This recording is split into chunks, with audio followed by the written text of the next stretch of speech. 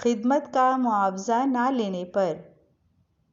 ایک دفعہ بغداد کے ایک مکان میں آگ بھڑک اٹھی اور 2 بچے اندر پھنس گئے۔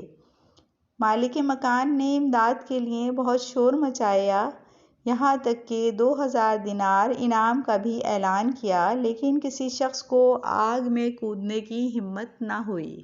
اتفاق سے وہاں حضرت ابو الحسن نوری رحمۃ اللہ علیہ آ نکلے۔